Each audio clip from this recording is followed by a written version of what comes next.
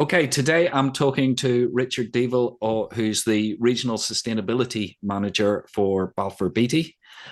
Rich has over 20 years experience in sustainability. From what I see on LinkedIn, almost all of it in the construction industry. You'll correct me if I'm wrong. Covering a very wide range of projects from defence, hospitals, and HS2, the high-speed rail project. So a very wide range of experience. But maybe, Rich, I could start with asking how you first became involved in sustainability. So it started off as a little bit of an accident, really. I was doing a course at university around maths, realized that I'm not a computer geek because that's what it pretty much turned into in the first year. And so I transferred over to do environmental engineering because I loved the idea of grey areas. Mhm. Um, in the world of the environment, there is absolute rights and absolute wrongs, but there is a lot of grey in the middle and a lot of area for conversation and discussion and negotiation. And that to me was a real draw to it. And then I joined an environmental consultancy, working a lot of the construction, pre-construction areas, and I just kind of drifted into this sustainability world through BREEAM as a client requirement. So doing a lot of pre-assessment, pre-application work, and doing some assessments as well.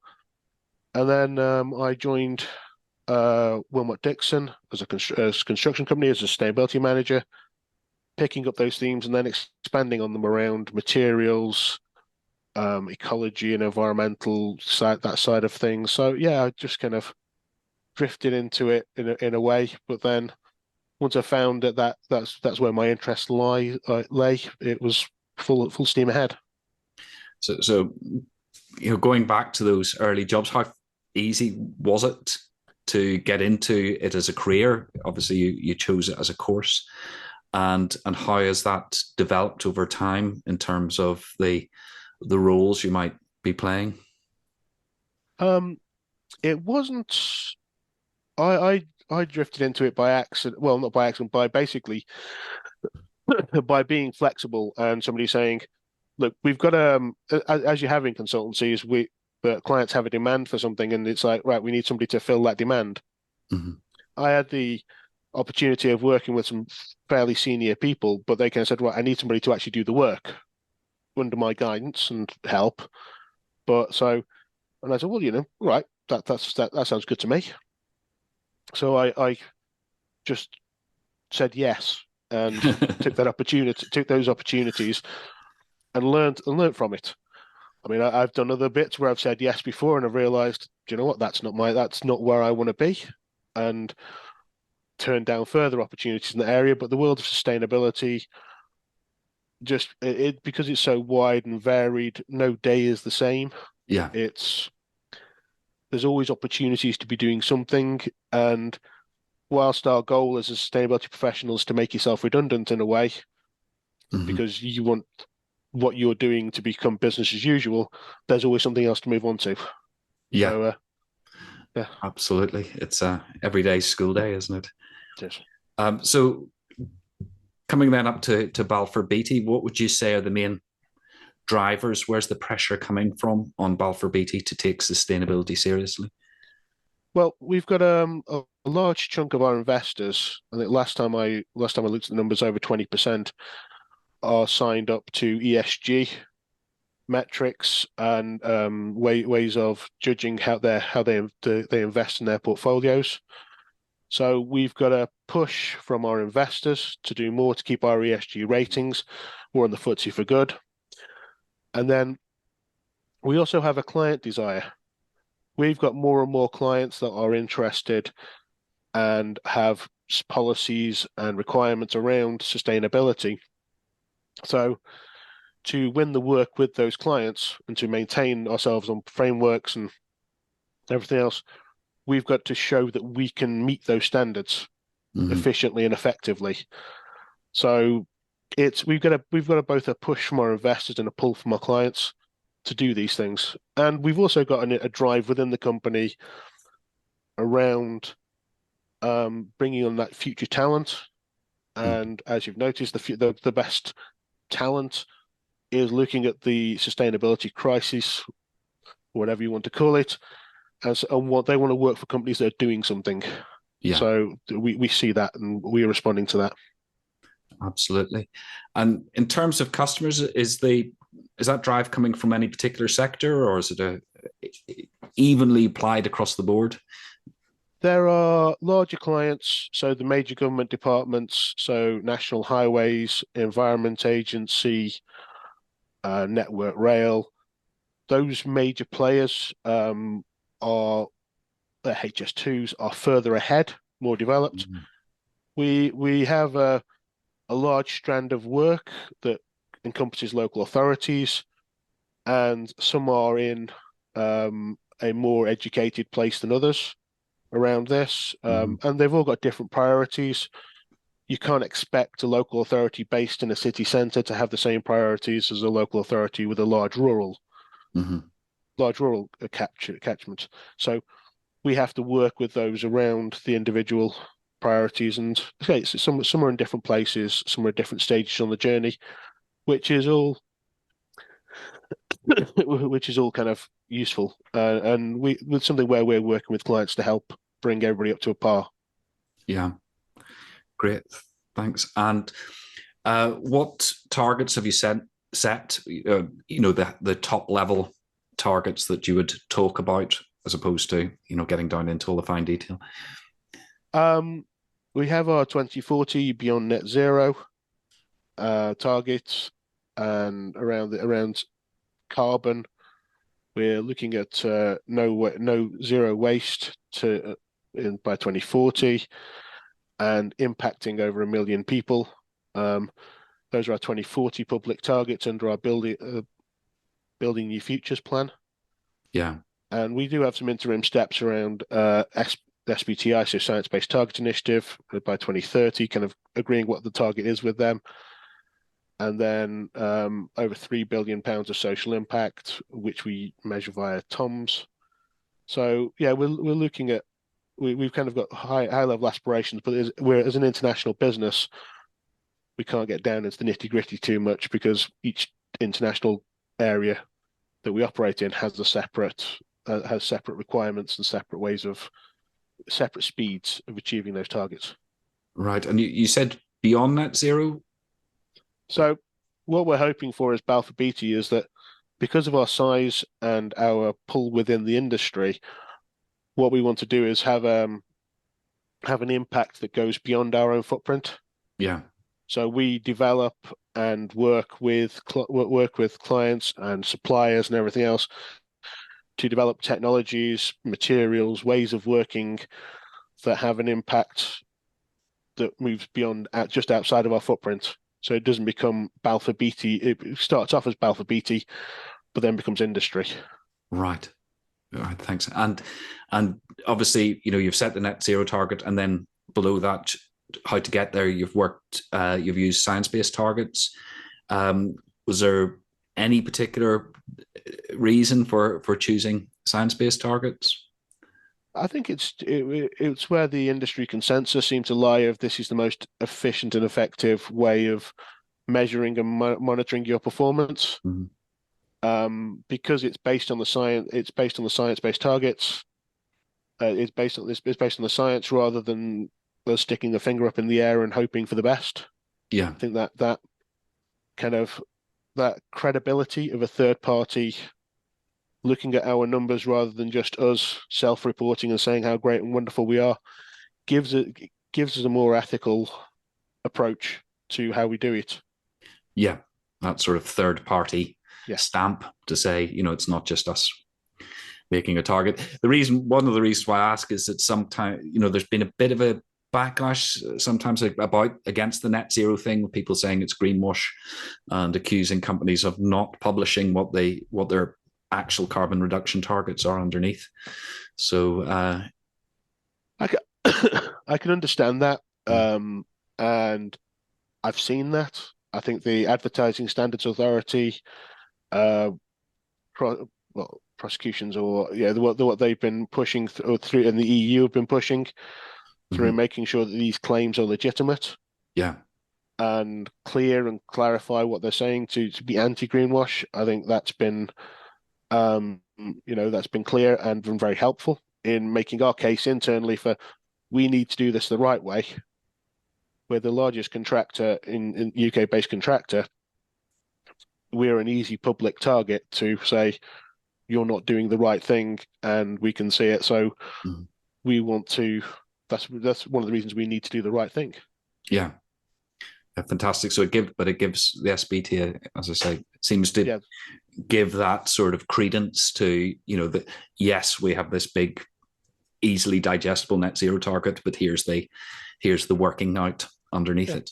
Yeah. And it's not an easy process. It's not a we tell them all of our figures and what we want to do, and they go away and just say, oh yeah, all right, that sounds good to us.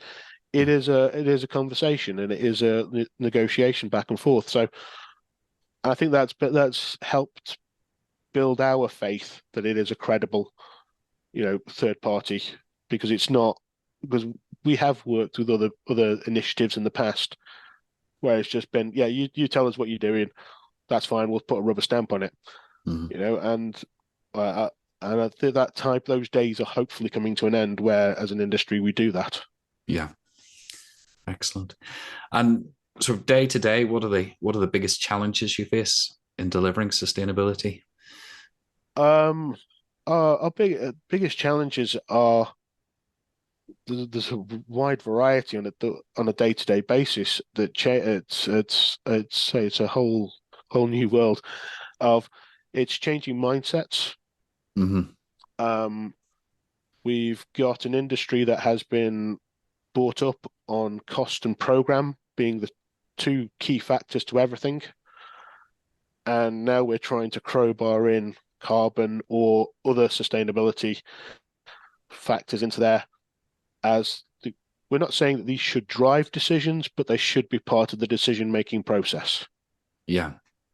And then data is a big issue, because we get data back. We have a lot of internal data. Then we've got to try and make sure that it's the right thing in the right context, and that it's all pulling together in the same way and direction. And we've had industry data for certain sites, certain buildings. So the building side of things is very robust. Industry data around infrastructure and infrastructure assets isn't in the same place.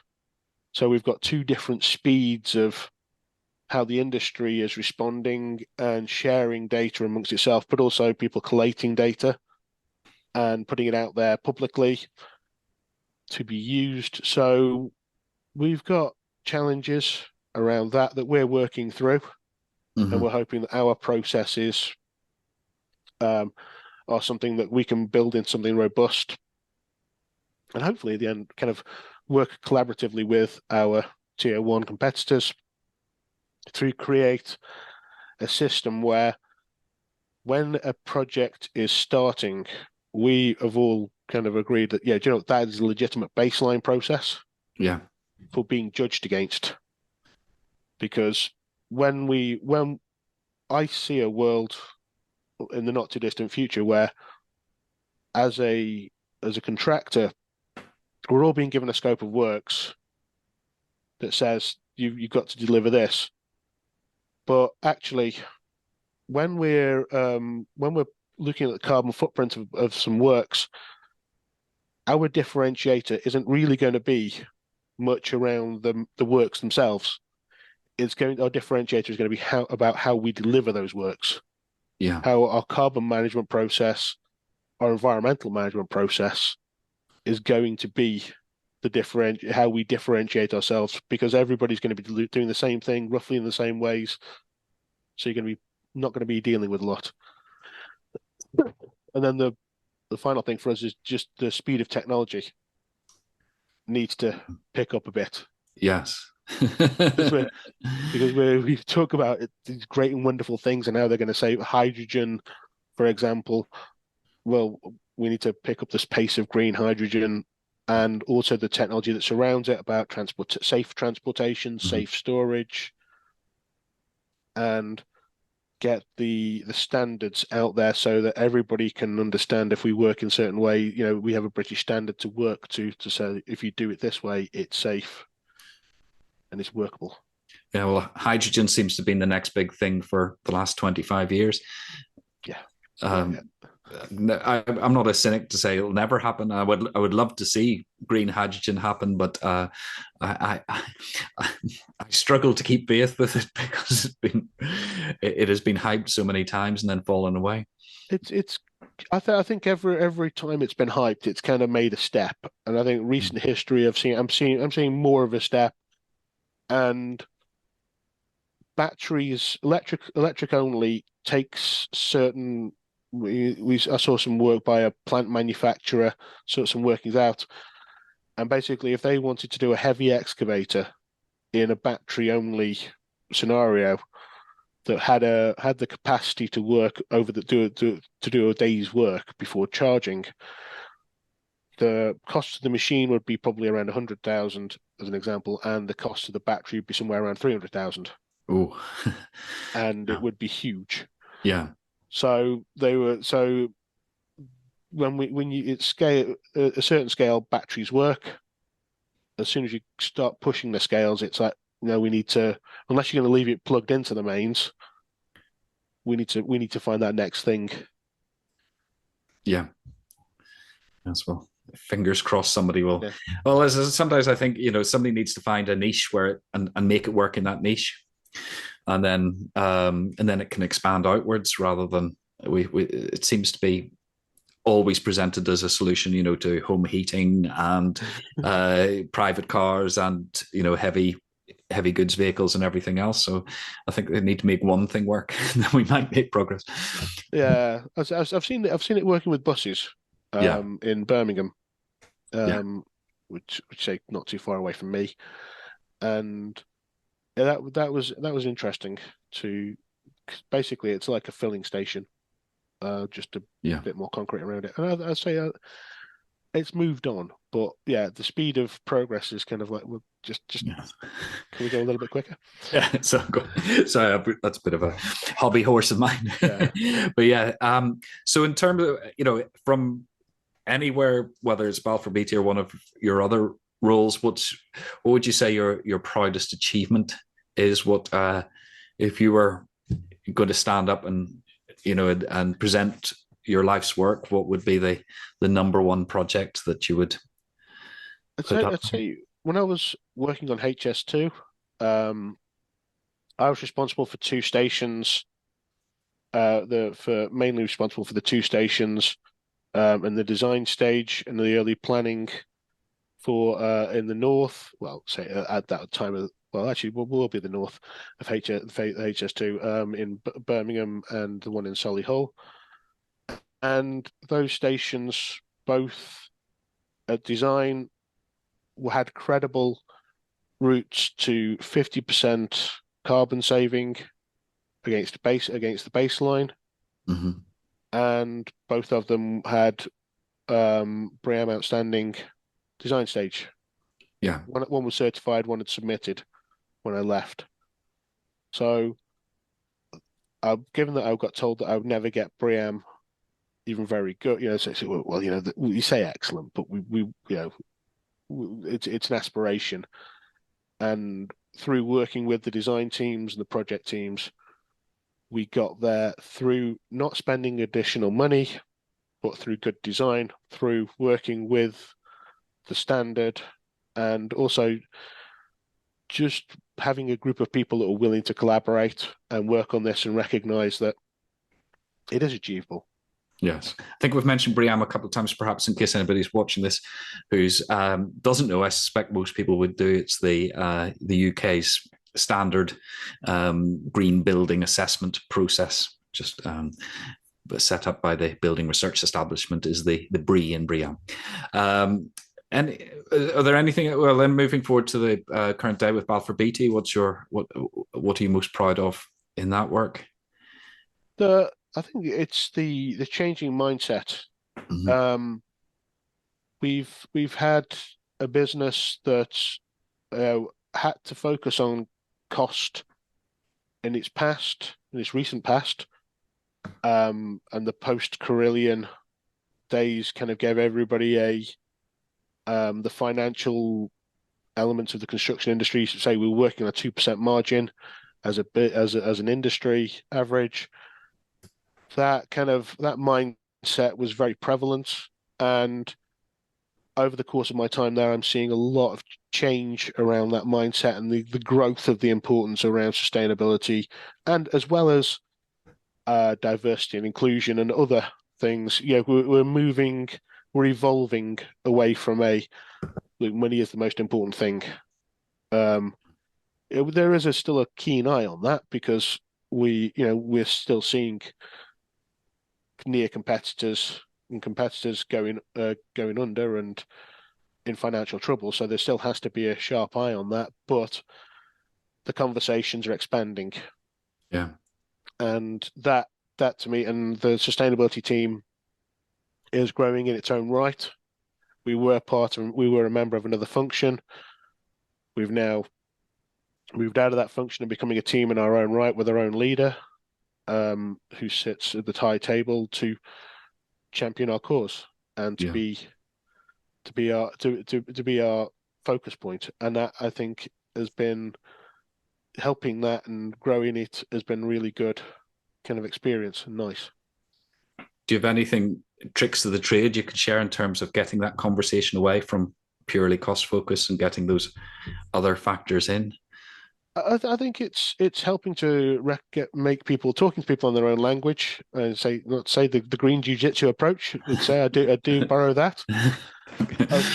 Talking to people in their own language, is a key thing. Talking about risks, widening their horizons to go, well, what you're interested in program. Well, if we don't do this, we're going to have a problem. We're going to have a congestion here around the program, and kind of making the conversations more holistic rather than just focus on money. And there are still some people who come back to that as but it's going to cost us money. So, but the opportunities, the benefits are here, the risks are here. So we need to find that space where there's a balance, not just about one thing taking priority over everything else, regardless. Yeah, absolutely fantastic. And if you could go back to in time to talk to yourself in your early career, or talk to somebody who was coming into sustainability now, one of these new recruits you're talking about, what would your advice be to them? Try everything once. Have a go at everything. Don't, unless you really are keenly focused on something, on an area, try not to specialize too early. Yeah. I can see people being driven into, when I grew up inside consultancy and inside construction when we were generalists. You didn't really focus your career until you're 7-8 years in.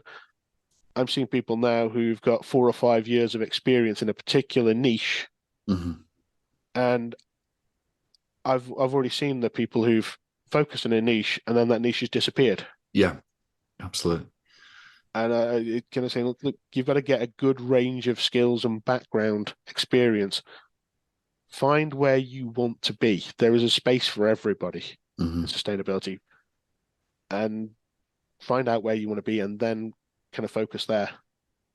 Is there anything you'd want to add? The 80-20 rule is something I still use a lot of, because there's still so many people focusing on the details.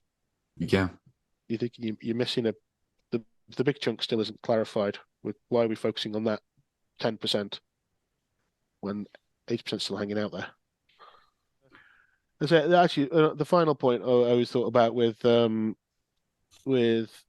carbon stuff is buzzword bingo and terminology terminology mix-ups. We get so many people using the phrase net zero. I had a client ask us about, right, we want to do a net zero project. Brilliant. When you say net zero, what do you mean?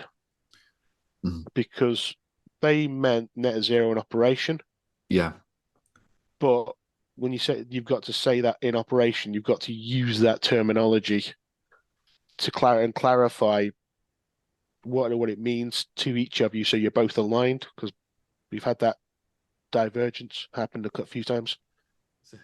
So that just leaves me to thank you, Rich, for those great insights. Thank you very much.